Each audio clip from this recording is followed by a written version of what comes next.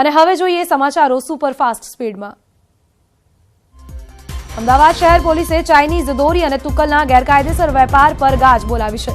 શહેર પોલીસે ચાઇનીઝ દોરીના ખતરનાક વેપાર પર તવાઈ બોલાવીને 35થી વધારે કેસ નોંધ્યા છે, તો 20થી વધુ લોકોને ધરપકડ પછી જામીન પર મુક્ત કર્યા છે। પોલીસ કમિશનરે જાહેરનામાનો ભંગનો ગુનો કરનાર સામે લાલ આંખ બતાવી છે અને શહેરના આનંદનગર, બાપુનગર, ખોખરા, કૃષ્ણનગર, મેઘાણીનગર, નરોડા અને નિકોલ સહિતના વિસ્તારોમાં કાર્યવાહી હાથ ધરી છે।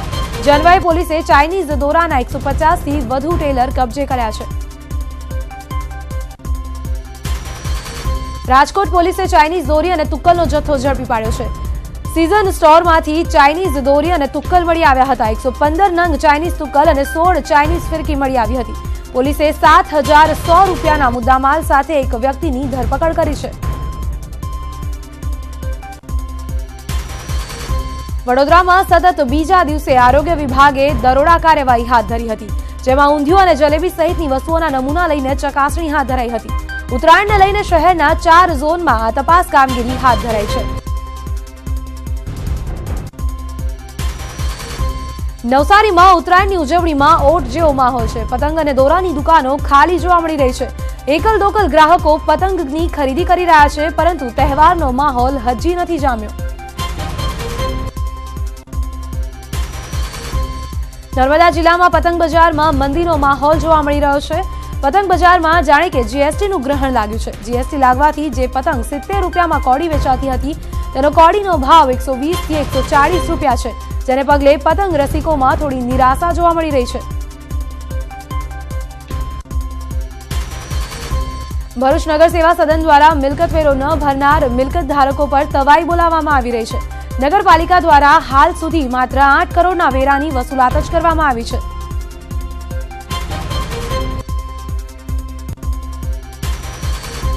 રાજકોટમાં મહાનગરપાલિકાનો ટેક્સ ન ભરનાર સામે અભિયાન શરૂ કરવામાં આવ્યું છે। કરદાતાના નામ એલઈડી સ્ક્રીન પર મૂકી દેવામાં આવ્યા છે। 1 કરોડથી વધુનો ટેક્સ બાકી હોય તેવા લોકોના નામ જાહેર કરાયા છે।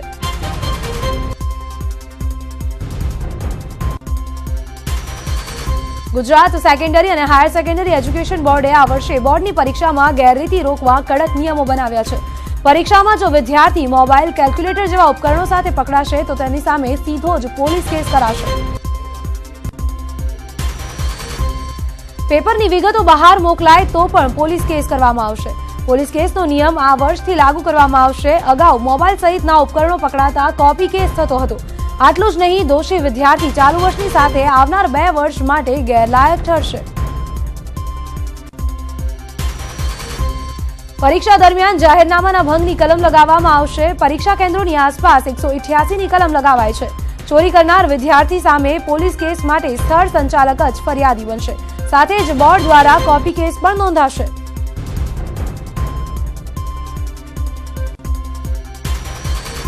વડોદરામાં ગોત્રી તળાવ પાસે પાણીની લાઇનમાં લીકેજ સર્જાયું છે, તો લીકેજના કારણે લાખો લીટર પીવાનું પાણી વેડફાયું છે, જેના કારણે વાહન ચાલકો અને રાહદારીઓને મુશ્કેલીનો સામનો કરવો પડે છે। ત્યારે આશ્ચર્યની વાત તો એ છે કે કોર્પોરેશનની પાણીની ટાંકીની બાજુમાં જ લીકેજ થયું હોવા છતાં પણ સમસ્યા ઠેરની ઠેર છે। ભાવનગરમાં ભર શિયાળે ગટરના ગંદા પાણી રસ્તા પર ભરાયા છે। કુંભારવાડા વિસ્તારમાં ગટરની લાઇનની કામગીરી ચાલી રહી હતી, ત્યારે જેસીબીથી કામ કરતી વેળાએ લાઇન તૂટી જતા ગટરનું પાણી રસ્તા પર નીકળ્યું હતું।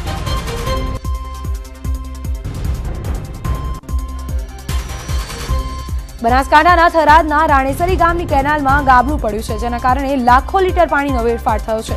ગૌચરની ખુલ્લી જગ્યામાં પાણીનો વ્યય થઈ રહ્યો છે, જેના કારણે ખેડૂતોમાં રોષ જોવા મળ્યો છે।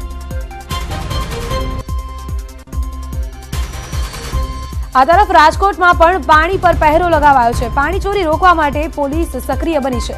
આજી ડેમ 2 પર એસઆરપીના 4 જવાનો તૈનાત કરાયા છે। મહેસાણાના ઊંઝામાં રેલવે સ્ટેશનને લઈને રાજકારણ ગરમાયું છે। થોડા મહિના પહેલા ઊંઝાના રેલવે સ્ટેશનને તેની મૂળ જગ્યા પરથી 1.5 કિલોમીટર દૂર લઈ જવામાં આવ્યું હતું, જેને પગલે ઊંઝાના પૂર્વ ધારાસભ્યએ આ મામલામાં કરોડો રૂપિયાનું કૌભાંડ થયું હોવાનો આક્ષેપ કર્યો હતો। સુરતના આરકેટી માર્કેટમાં ચોરી મામલે ચોથા દિવસે પણ માર્કેટ બંધ રાખવા વેપારીઓ મક્કમ છે। મુખ્ય આરોપી હજુ પણ પોલીસ પકડથી દૂર છે, ત્યારે વેપારીઓમાં રોષ વ્યાપ્યો છે। 200 જેટલી દુકાનોમાં ચોરીના સીસીટીવી પોલીસને સોંપાયા છે. વીએસ હોસ્પિટલને બચાવવા માટે કોંગ્રેસે મૌન રેલી નીકાળી હતી, જેમાં કોંગ્રેસ કાળા કપડાં પહેરીને બેનરો સાથે પોતાનો વિરોધ વ્યક્ત કર્યો હતો, જેમાં કોંગ્રેસના નેતા અમિત ચાવડા સહિતના નેતાઓ જોડાયા હતા અને વીએસના ખાનગીકરણને લઈને સરકારની ટીકા કરી હતી. કોંગ્રેસનું જનસંપર્ક અભિયાન લોકસભા ચૂંટણી સુધી ફરી લંબાવવામાં આવ્યું છે. દિલ્હીમાં મળેલી બેઠકમાં પ્રદેશ પ્રમુખોને જનસંપર્ક સાથે પક્ષ માટે ભંડોળ એકઠું કરવા જણાવવામાં આવ્યું છે. ગુજરાતમાં પણ આ અભિયાન લંબાવવામાં આવ્યું છે.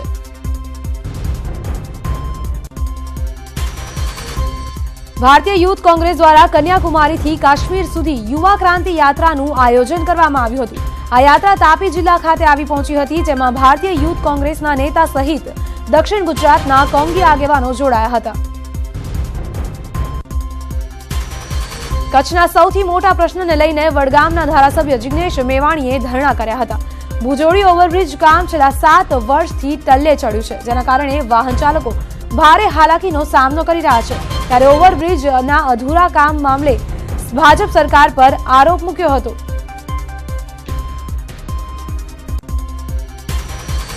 કોંગ્રેસના ધારાસભ્ય અલ્પેશ ઠાકોરને ગુજરાત હાઈકોર્ટ તરફથી રાહત મળી છે. એસપી નીરજ બડગુજરે અલ્પેશ વિરુદ્ધ કરેલી ફરિયાદની ટ્રાયલ ન ચલાવવા હાઈકોર્ટે આદેશ આપ્યો છે.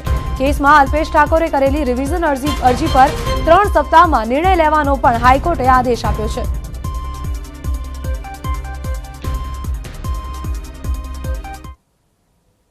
પંચમહાલના હાલોલમાં એલઆરડીની પરીક્ષા આપવા આવેલો યુવાન ગુમ થયો હોવાની ફરિયાદ પરિવારજનોએ નોંધાવી છે.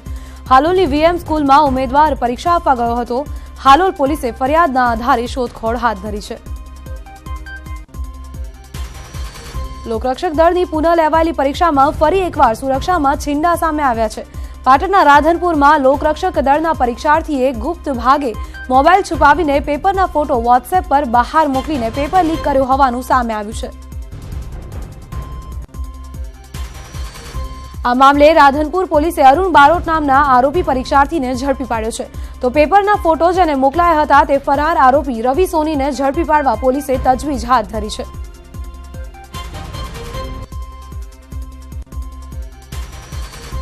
એલઆરડી પેપર મામલે વધુ એક ઓડિયો ક્લિપ વાયરલ થઈ છે, જેમાં વિકાસ સહાયના પીએ ભરતભાઈએ 6 જાન્યુઆરીએ લેવાયેલી પરીક્ષામાં ક્ષતિઓ રહી ગઈ હોવાનું સ્વીકાર્યું છે.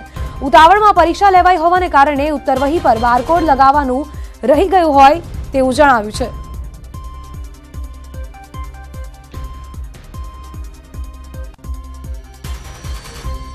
અરવલ્લી જિલ્લા પંચાયતના પૂર્વ ઉપપ્રમુખ કીર્તિ પટેલે વિકાસ સહાયના પીએ ભરતભાઈને ફોન કર્યો હતો અને એલઆરડી પેપર મામલે પૂછ્યું હતું, જેમાં વિકાસ સહાયના પીએ ભરતભાઈ વિકાસ સહાય 2 ડિસેમ્બરે એલઆરડી પરીક્ષા રદ થયા બાદ સ્ટ્રેસમાં હોવાનું જણાવ્યું હતું.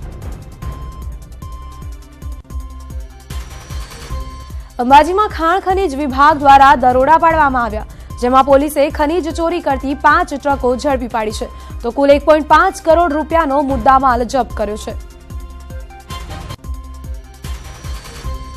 અમરેલીમાંથી એલસીબીએ એક ઇકો કારમાંથી નકલી ચલણી નોટો ઝડપી પાડી છે. સાથે જ પોલીસે 2 આરોપી કલર પ્રિન્ટર મશીન સહિત 2,53,000નો મુદ્દામાલ જપ્ત કર્યો છે.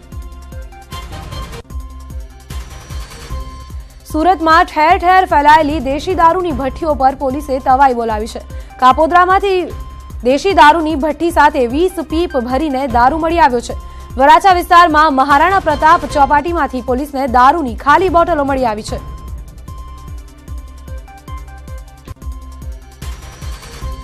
બીજી તરફ સુરતના વરાછા વિસ્તારમાં મહારાણા પ્રતાપ ચોપાટીમાંથી પોલીસને દારૂની ખાલી બોટલો મળી આવી છે, જેના આધારે તપાસ કરતા તાપી કિનારેથી દારૂની ભઠ્ઠી મળી આવી છે. દેશી દારૂ ભરેલા 6 પીપ પણ મળી આવ્યા છે. પોલીસે કાફલો ઘટનાસ્થળે પહોંચ્યો છે અને તપાસ હાથ ધરી રહ્યો છે.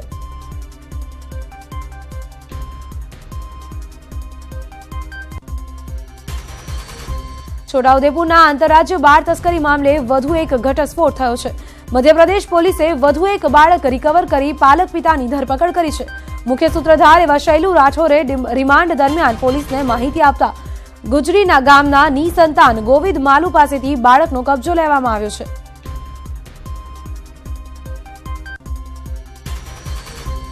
આ બાળકને 1 લાખમાં વેચાયું હોવાનું બહાર આવ્યું છે. અત્યાર સુધીમાં રિકવર કરાયેલા બાળકોની સંખ્યા 14 જેટલી થવા પામી છે, જ્યારે આરોપીની સંખ્યા 28 જેટલી થઈ છે. માસ્ટર માઇન્ડ શૈલુ રાઠોર અને ડોક્ટર રાજુ સહિત 28 આરોપીઓ જેલમાં સજા કાપી રહ્યા છે. બનાસકાંઠાના ડોડિયા ગામે પ્રેમી અડધી રાત્રે પ્રેમિકાને મળવા ગયો અને સ્થાનિકોને હાથે ઝડપાઈ ગયો. ઝડપાયેલા પ્રેમીને ઝાડ સાથે બાંધીને તેનું મુંડન કરી તેને માર મારીને તેની આગતા સ્વાગતા કરવામાં આવી. મહત્વનું છે કે બનાસકાંઠા જિલ્લામાં અવારનવાર આવી અનેક ઘટનાઓના વિડીયો વાયરલ થઈ રહ્યા છે. જોકે આ મામલે હજુ સુધી કોઈ જ પોલીસ ફરિયાદ નથી નોંધાઈ.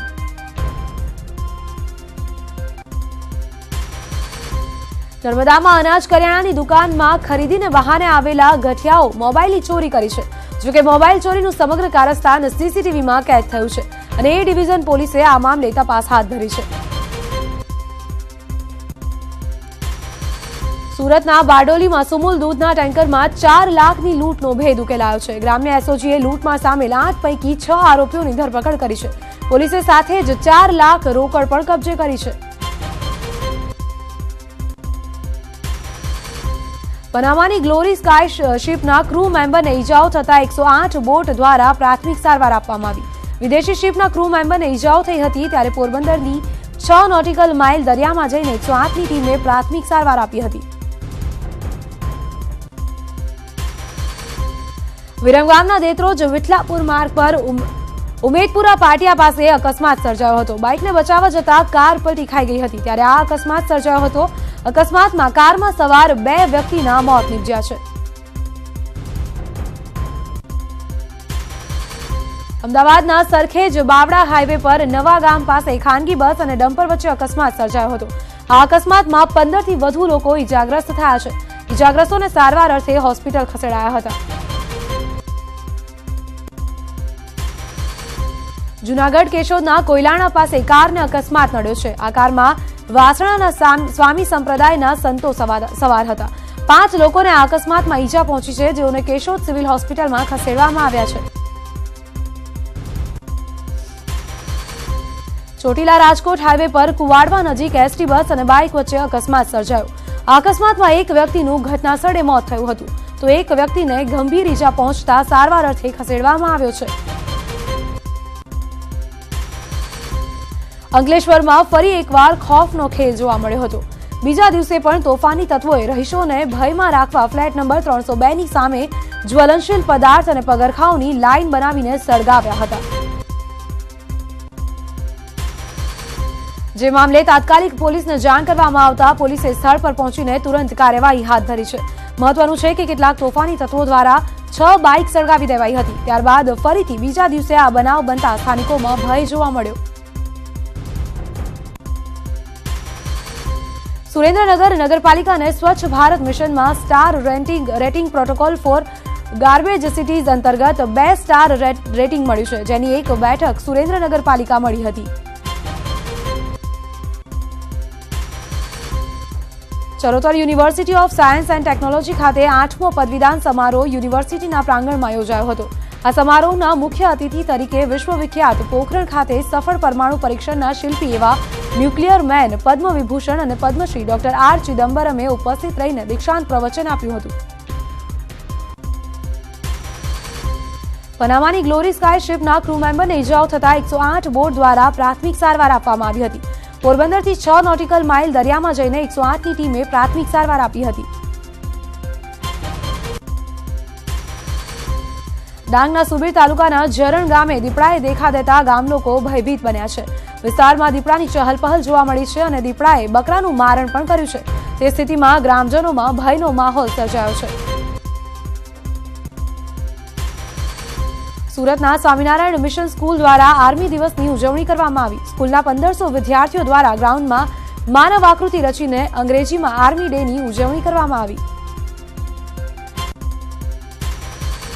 અમદાવાદમાં પાલડી ખાતે આવેલી નેશનલ ઇન્સ્ટિટ્યૂટ ઓફ ડિઝાઇન ખાતે 39મો દીક્ષાંત સમારોહ યોજાઈ ગયો. હાર્વર્ડ યુનિવર્સિટીના જાણીતા આર્કિટેક્ટ અને અર્બન પ્લાનિંગ ડિઝાઇનના ચેરપર્સન રાહુલ મહેરોત્રા ઉપસ્થિત રહ્યા હતા.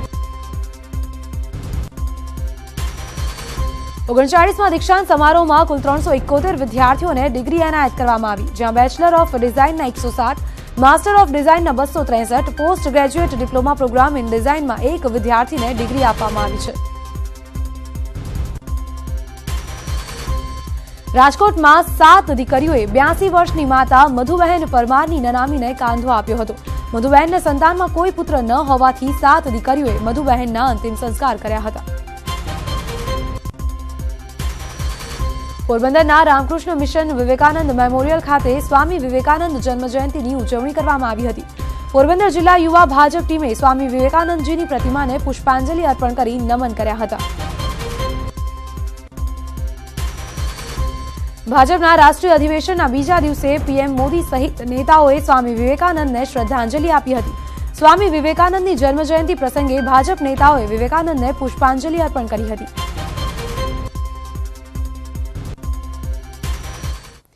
સુપરફાસ્ટ 100માં અત્યારે બસ આટલું જ. રજા આપશો. નમસ્કાર.